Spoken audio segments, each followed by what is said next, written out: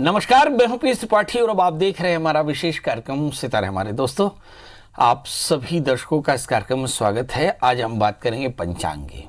आज का पंचांग इसलिए महत्वपूर्ण होगा क्योंकि आज पंचांग में हम आपको बताने वाले हैं कि आज दशहरा है और दशहरा कब से है, दशमी तिथि कब से है, कब आप रावण का वध कर सकते हैं। इसके अलावा आपके राशिफल होंगे। हम ये बताएंगे कि नवरात्रि के 9वें दिन में आप किस तरह से माँ सिद्धिदात्री की पूजा करें, कैसे आप दशहरा मनाएं, और इसके अलावा आपके फ़ोन कॉल्स होंगे। आप सीधे फ़ोन करके अपने प्रश्न पूछ सकते हैं। हमारा फ़ोन नंबर है 0771400877। अब से आधे घंटे तक लगातार ये फ़ोन लाइन खुली रहेगी और हमें आपके फ़ोन का इंतज़ार रहेगा। तो कार्यक्रम की शुरुआत करते हैं और जानते हैं आज का पंचांग। आज शुभ संवत 2077 शकुन 142, सूर्य दक्षिणायन का आश्विन महीने के शुक्ल पक्ष की 9वीं तिथि है और दिन रविवार। आज 9वीं दिन को 7:42 तक। इसका मतलब हुआ कि आज दशमी 7:43 से शुरू हो जाएगी, जो अगले दिन तक रहेगी। इसका दूसरा मतलब ये हुआ कि आज ही दशहरा है, क्योंकि जब अपराह्न काल में दशमी पड़ती है उसी दिन दशहरा मनाया जाता है। इसका मतलब ये हुआ कि आज 9वीं तिथि 7:42 के बाद 7:43 से दशहरा होगा और संध्या काल में आप रावण का वध कर पाएंगे। और इसके बाद आज चंद्रमा मकर राशि में रहने वाले हैं। आज का राहु काल 4:05 से 5:30 तक। तो दोस्तों, ये तो था पंचांग। एक बार फिर हम अपने दर्शकों को बता दें कि आज 9वीं तिथि 7:42 पर है। इस तिथि का जिक्र इसलिए महत्वपूर्ण है क्योंकि बहुत सारे दर्शक हमारे दशहरे में व्रत का पारण करते हैं। तो जो भी 9 दिन के व्रत का पारण करना चाहें, 7:42 के पहले हवन करके और फिर आप व्रत का पारण कर सकते हैं। मतलब जिस समय आज अपने इस कार्यक्रम को देख रहे हैं उस समय आप व्रत के पारण के परिस्थिति में आ गए हैं, तो फिर से भगवती का पूजन करके व्रत का पारण कर सकते हैं। दूसरा, आज दशहरा संध्या को रावण वध मनाया जाएगा। मतलब दशहरा आज ही है, कल दशमी तिथि है। अब आपको आश्चर्य होगा कि दशमी तिथि कल क्यों और दशहरा आज क्यों। दशहरा अपराह्न काल में मनाया जाता है। कहते हैं कि महिषासुर ने भगवती से युद्ध किया और भगवती ने दशहरे के दिन ही महिषासुर का वध किया और साथ में राम जी ने रावण का वध किया दशमी तिथि में। इसलिए दशहरा बड़ा महत्वपूर्ण होता है। इसे विजय पर्व के रूप में मनाते हैं। हमारे जितने भी कामगार लोग हैं वो आज अपने शस्त्र अस्त्र की पूजा करके अपने सामानों की पूजा करते हैं और एक दिन शांति रखते हैं, रावण का वध करते हैं। क्षेत्र का उल्लंघन करते हैं, मतलब गांव के बाहर जाते हैं। आम्रपाली बंधन होता है, घर में तोरण बांधे जाते हैं और वो हमारे यहाँ एक समी का पत्ता बांटा जाता है एक दूसरे के प्रेम का प्रतीक। उत्तर प्रदेश में पान बांट करके एक दूसरे से प्यार का इजहार करते हैं। चलिए, तो ये तो दशहरे का एक छोटा सा हमने तिथि बताई और साथ में तरीका बताया कि दशहरा कैसे करना चाहिए। अब बात करते हैं 9वें दिन की सिद्धिदात्री की। कहते हैं कि भगवान शिव ने भी सिद्धिदात्री की उपासना की, जिसके चलते उन्हें भी सब प्रकार की सिद्धि मिली। तो कहने की आवश्यकता नहीं, हमारे दर्शक बहुत अच्छे हैं। प्रथमम शैलीपुत्री, द्वितीयम ब्रह्मचारिणी, तृतीयम चंद्रघंटेति कुष्मांडेति, चतुर्थकम पंचमम स्कंदमातेति, षष्ठम कात्यायनीति च, सप्तमम कालरात्रीति महागौरी, चाष्टमम नवमम सिद्धिदात्री च नवदुर्गा प्रकीर्तिता। एक दिन मेरे मन में चिंतन आया कि क्या हम भगवती के इन स्वरूपों का अलग अलग ध्यान कर सकते हैं। तो समझ में आया कि नहीं, ये भगवती का क्रमशः स्वरूप है। जब हम शैलपुत्री के रूप में ध्यान करते हैं तो फिर शैलपुत्री ब्रह्मचारिणी ब्रह्मचर्य का पालन करती है, फिर वो स्कंद माता बनती है। स्कंद माता संसार को अपनी योनि में धारण करती है, तब वो कूष्मांडा बनती है और फिर वो संसार का जनन करती है, तब वो स्कंद माता बनती है और फिर जनन करके बच्चों को संस्कार देती है तो कात्यायनी बनती है। कात्यायनी बन करके वह अपने बच्चों की रक्षा करती है तो कालरात्रि बनती है और फिर कालरात्रि बन करके अपने बच्चों को सभी प्रकार के रोग दोषों से सुरक्षित करके बच्चा जब बड़ा हो जाता है तो महागौरी बन जाती हैं और फिर अंत में सिद्धिदात्री बन करके सभी के जीवन का कल्याण तय करती हैं। तो ये भगवती का 9 स्वरूप क्रमशः है। इन सब स्वरूपों से मिलकर एक दुर्गा का निर्माण हुआ, एक चंडिका का निर्माण हुआ, एक महाशक्ति का निर्माण हुआ। तो आज सिद्धिदात्री की पूजा भी वैसे ही करें, जल्दी से उठ जाएं, भगवान सूर्य को अर्घ दें और फिर अर्घपाद्याचमनी से अपने देवताओं का पूजन करें, सभी प्रागादित पीठ के गौरी गणेश नवग्रह षोडश मातृका, और फिर सुंदर माता का भी पूजन करें, सिद्धिदात्री का पूजन करें, लाल फूलों से भगवती का आवरण करें, क्योंकि भगवती के 9 स्वरूप तमस स्वरूप हैं। युद्ध क्षेत्र में भगवती युद्ध करती हैं, इसलिए तमस स्वरूप लाल फूलों से भगवती का पूजन करें, और भगवती को भोग में चने, पूड़ी, हलवा ये सारा लगा करके, खीर लगा करके भगवान को भोग लगाएं, भगवती को भोग लगाएं। कुछ लोग नवमी के दिन हवन करते हैं तो वो नवमी में हवन करें, और साथ में कुछ लोग कन्या का जीवन करते हैं, वो कन्या का जीवन कराएं। कहते हैं कि ये भगवती का यही एक स्वरूप है जो कमल पर विराजती है, कभी सिंह पर विराजती है। इनके हाथ में सफ़ेद फूलों की माला भी है, इनके माथे पर जबरदस्त तेज है, और ये वाहन इनका सिंह है, और सिंह वाहनी होने के कारण इनका नाम दुर्गा। दुर्गा शब्द का अर्थ होता है दुर्गमे तिथि दुर्गा, जो कठिन हो उसका नाम दुर्गा। तो ऐसे ब्रह्म वैवर्त पुराण में शक्ति का वर्णन किया गया। चलिए, तो आप भी शक्ति का शास्त्रोचित पूजन करें और शक्ति को पाएं, ईश्वर की कृपा पर बनी रहे। फिर इसके बाद हमने दशहरे की बात की कि संध्या काल में सूर्यास्त के समय रावण का वध होगा। तो आप देख लीजिए कि अपराह्न काल में दशमी तिथि है, रावण का वध। उसके लिए आपको घर से निकल करके शहर का अतिक्रम यानी शहर पार करके और फिर रावण का वध करके फिर शमी पत्रों को लेते हुए सबसे भाईचारा करते हुए वापस लौटें। ये अच्छाई की जीत का प्रतीक है, पर्व है, और इसलिए बड़े श्रद्धा से, बड़े प्रेम से मनाना चाहिए। अब एक मुश्किल भी है, कोरोना काल है। कोरोना काल में ठंड का समय, और मुझे ऐसा लगता है कि प्रधानमंत्री लगातार, सरकारें भी लगातार ये बता रही हैं कि इस समय सोशल डिस्टेंसिंग लगातार बनाकर रखना चाहिए। जब तक दवाई नहीं तब तक ढिलाई नहीं। तो कोरोना काल में बहुत सट करके भीड़ भरे इलाकों में जाने से बचें। रावण का वध अपने घर के बारादरी को पार करने से भी आप रावण का वध कर लेंगे।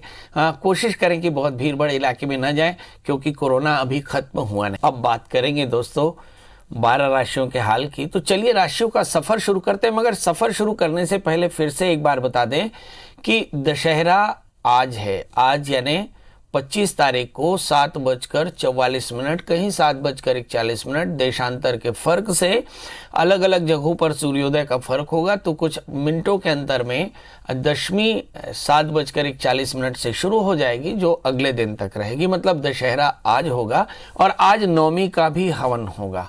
तो नवमी का हवन या नवमी का कन्या जीवन, साथ में दशहरे में रावण का वध, ये सब आज करने वाले हैं।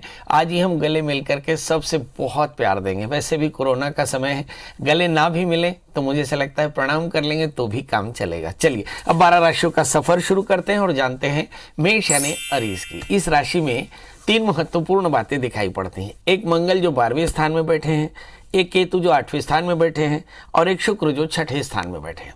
यदि मंगल लग्नेश अष्टमेश होकर 12वें स्थान में हो तो क्या होता है?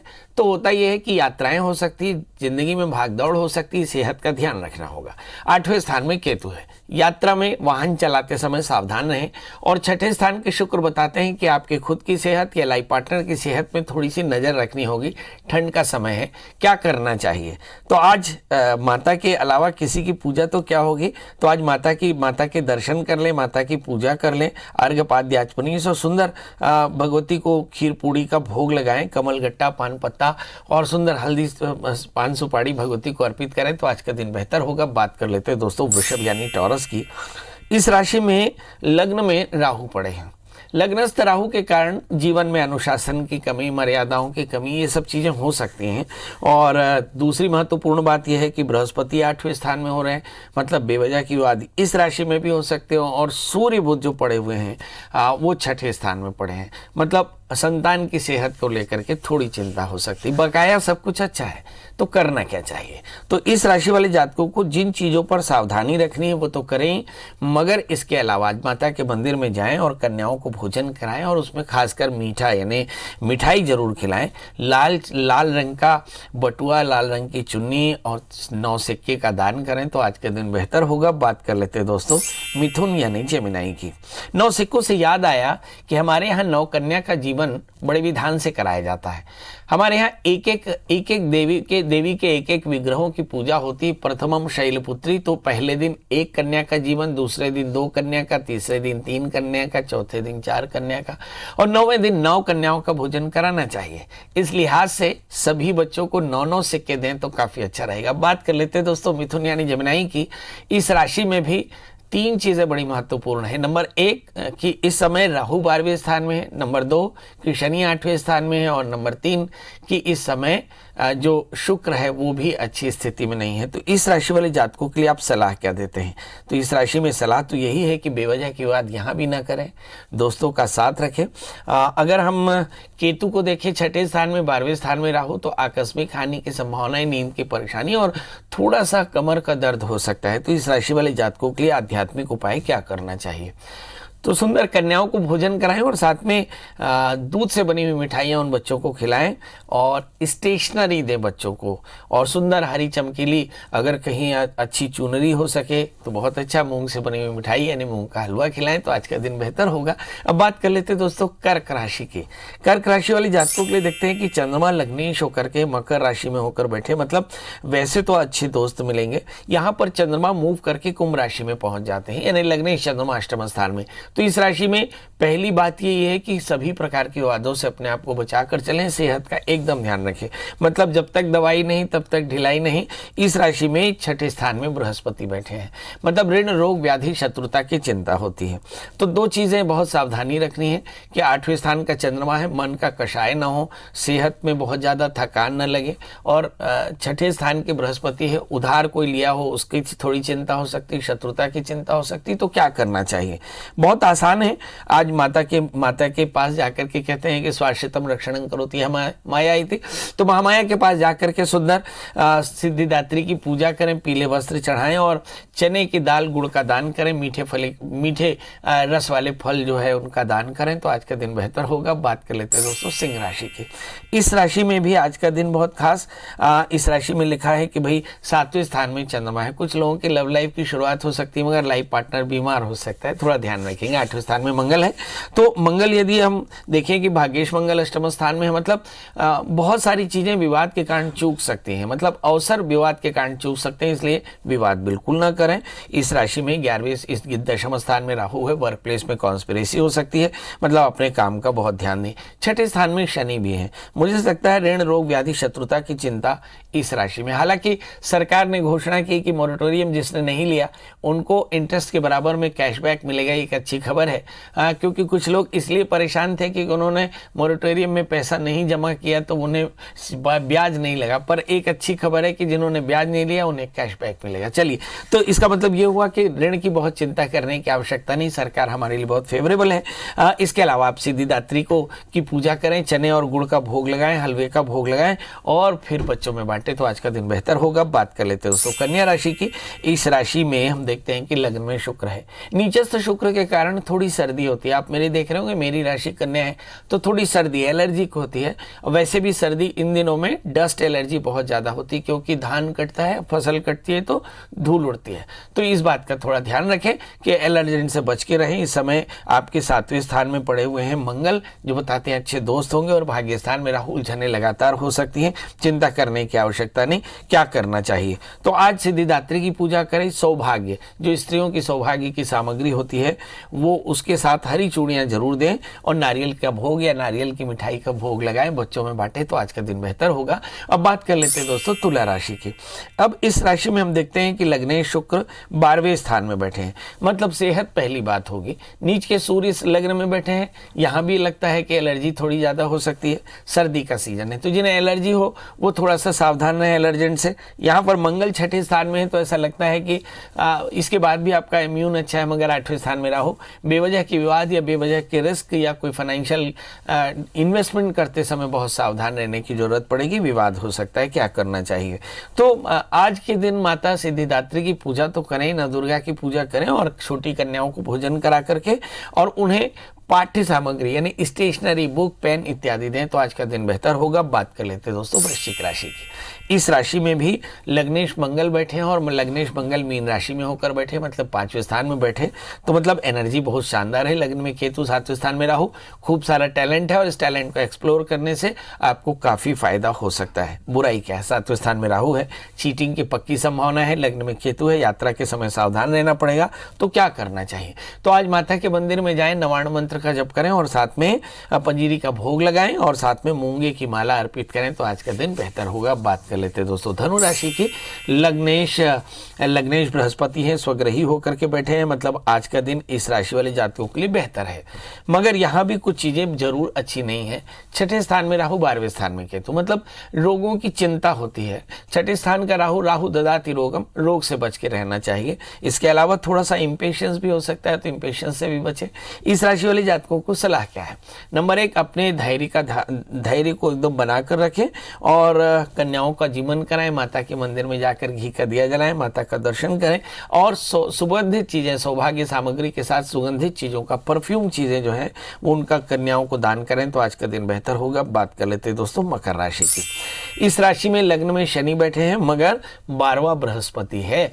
लग्नस्थ शनि के कारण ऐसे बहुत सारे लोग डरते हैं जिनको 7.5 ही उसमें मध्य ढैया चल रहा है, मतलब जिनकी राशि मकर है उन्हें शनि से कोई तकलीफ नहीं हो सकती क्योंकि शनि स्वग्रही होकर बैठे, मगर बृहस्पति जरूर 12वें हैं। आकस्मिक खर्चे बढ़ सकते हैं इस समय, वाणी का असंयम हो सकता है, गुस्सा बहुत आएगा, बहुत ज्यादा इमोशनल हो सकते हैं, तो इससे बच के रहना है। यहाँ पर भाग्य स्थान में शुक्र भी है, मुझे ऐसा लगता है 5वें स्थान के राहु, भाग्य स्थान के शुक्र, इन दोनों की प्रियता, इन दोनों की निवृत्ति के लिए आप माता के मंदिर में जाएं और सिद्धिदात्री की पूजा करें और साथ में कन्याओं और ब्राह्मणों को भोजन कराएं और यथाशक्ति मोती का दान करें तो आज का दिन बेहतर होगा। बात कर लेते हैं दोस्तों कुंभ राशि की। लग्न में चंद्रमा बैठे हैं, रोगेश चंद्रमा लग्न में बैठे हैं और शुक्र नीच की राशि कन्या राशि में बैठे हैं, तो मुझे ऐसा लगता है कि इस राशि वाले जातकों के लिए सेहत की या डिस्प्यूट्स की बहुत ज़्यादा चिंता हो सकती है। भाग्येश 8वें स्थान में, बेवजह की वादों से बनते काम बिगड़ सकते हैं। 12वें स्थान में शनि है, थोड़ा सा ऑर्थोपेडिक पेन हो सकता है। वैसे ठंड इस साल बहुत ज़्यादा पड़ने वाली है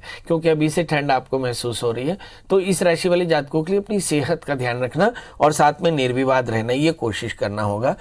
एक बात और भी है, कल हम अपने यजमानों के साथ बैठे थे तो 3 या 4 यजमान ऐसे थे जिन्हें बहुत गुस्सा आ रहा था और गुस्सा वो अपने लाइफ पार्टनर के साथ या अपने परिवार में शेयर कर रहे थे। ऐसा लग रहा था कि गुस्सा फैल रहा है और ज़्यादातर लोग गुस्से में, तो इसलिए कोशिश करें कि जब काफ़ी दिनों से हम तनाव में रहे इसलिए शायद गुस्सा बढ़ रहा है तो गुस्से पर नियंत्रण करें। और इससे कैसे होगा, इसके लिए आपको भगवत गीता का पाठ करना चाहिए।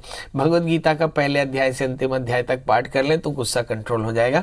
बहरहाल इस उंगली को लॉक कर लें तो आपका गुस्सा कम हो जाता है। इसको बोलते हैं ये इमोशनल, ये हमारी लॉजिकल उंगली है और ये हमारी इमोशनल उंगली है, तो इन 2 उंगलियों को लॉक कर लें तो गुस्सा कम होगा। इसके अलावा हलवे का प्रसाद बनाएं, माता के मंदिर में जाकर घी का दिया जलाएं, भोग लगाएं और सब बच्चों में बांटें तो आज का दिन बेहतर। अब बात कर लेते हैं दोस्तों मीन राशि की। इस राशि में हम देखते हैं कि लग्न में मंगल है। 12 राशियों में यही वो राशि है जिसमें जबरदस्त एनर्जी है, मगर इस समय चंद्रमा यहाँ भी 12वें स्थान में है, मतलब अब से लेकर के थोड़े दिन तक यानी 2.25 दिन तक आपको चंद्रमा, मन की थोड़ी अशांति हो सकती है, परिवार को लेकर के थोड़ी सी टेंशन, क्योंकि मेंटेनेंस का समय, आप लगातार दीपावली का समय है तो खर्च भी है, साफ सफाई भी है, तो थोड़ी चिंता होती है। लग्न में मंगल है, आतुरता बिल्कुल न रखें, शनि से आक्रांत है, मतलब वाणी पर बहुत संयम रखने की जरूरत है। अदरवाइज आपकी सारी चीजें अच्छी है। एक और भी चीज खराब है, 3रे स्थान में राहु है, बच्चे थोड़ा सा फैंटेसी के शिकार हो सकते हैं, उन्हें पढ़ाई करते रहना चाहिए। तो आज क्या करें, आज माता के मंदिर में जाएं, सिद्धिदात्री की पूजा करें और साथ में लाल चंदन और मोटी चूर के लड्डू भगवती को अर्पित करें तो आज का दिन बेहतर होगा। तो दोस्तों ये तो था मेष लेकर मीन का हाल। एक छोटा सा ब्रेक,